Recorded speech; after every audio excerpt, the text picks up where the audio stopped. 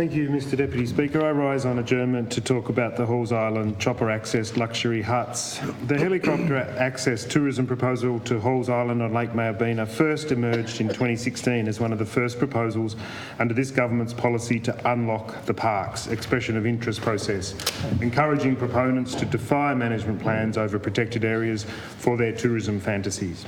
Ironically, this proposal only served to lock up what was previously freely accessible public land. Even though we've seen 2 premiers and countless ministers move on since then, the Lake Malbena proposal incredibly still hangs over us. It's been rejected by the Central Highlands Council, the Aboriginal Heritage Council, the National Parks and Wildlife Advisory Council and the full bench of the Tasmanian Supreme Court. But still the proponent persists, withdrawing the proposal from state processes and submitting it for federal EPBC assessment. At this point, over 5,000 community members and groups have made submissions against this project, while the proponent submitted supporting documentation based on his own studies that are unpublished and not peer-reviewed, yet still the Liberals back him in.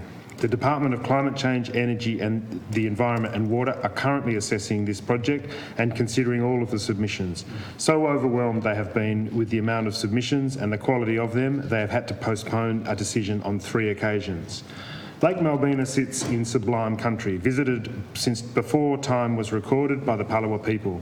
It's important hunting and habitation country. It is also World Heritage listed land, listed for its outstanding universal values and sits alongside privately owned land, Tralfa Makaminya. This area is also loved deeply by the bushwalking and backcountry fishing communities for its peace, solitude and as a world-class trout fishery. Yesterday, the Federal Environment Department were once again forced to delay making a decision on the proposed helicopter tourism development at Lake Malbena. The information provided the proponent has been exposed as profoundly inadequate. Now the federal government is having to do the work the Tasmanian government has failed to do. The department has requested a thorough cultural heritage assessment report which describes the Aboriginal heritage values of the Tasmanian Wilderness World Heritage Area that could be impacted by the project. This is hugely significant. The Tasmanian Greens have long called on the Tasmanian government to complete this assessment over the entirety of the World Heritage Area. This has been a condition required by UNESCO before any development should be considered in the WA. The government has continually refused to acknowledge this and now the feds have called them out. However, this does impact the Liberals' Unlock the Parks policy and the EOI process designed to facilitate development over protected areas. Any and every EOI proposal for the World Heritage Area will need to satisfy this component under EPBC.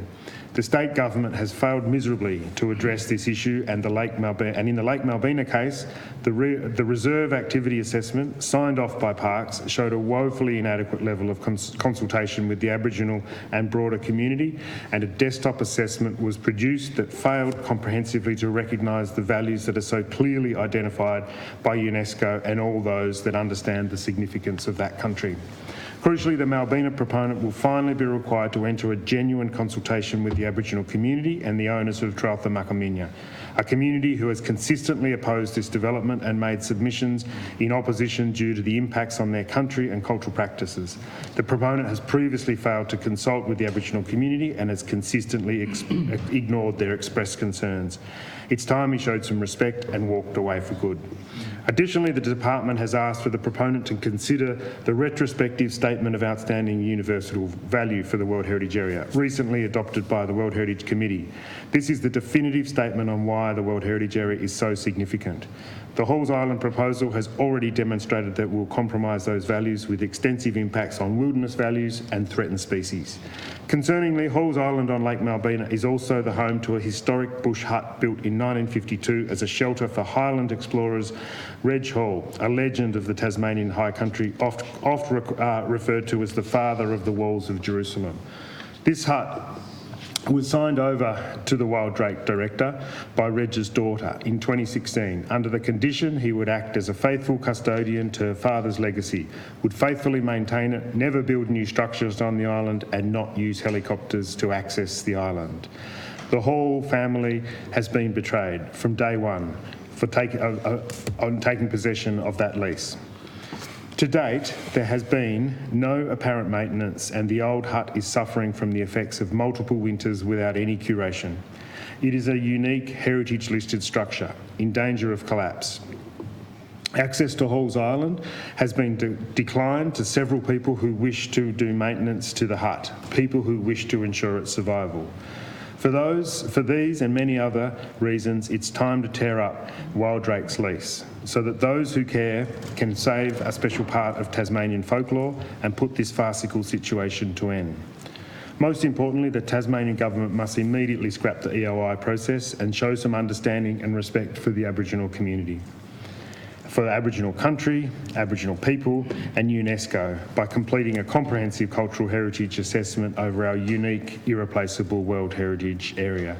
And of course, the Tasmanian government must also move as soon as possible to update the reserve activity assessment process to ensure that it has both appeal mechanisms for third parties and is a statutory process. Mr Deputy Speaker, Halls Island has been a scar on the landscape not only of the Tasmanian Wilderness World Heritage Area, but the way the Tasmanian government applies itself to the protection of heritage, honours Australia's obligations under the World Heritage Convention and respects the wishes of the Tasmanian community. It's an indictment on the Tasmanian government's approach that the federal government is having to step in and ensure that proper process and adequate assessment is carried out, and we look forward to the Minister's decision in due course.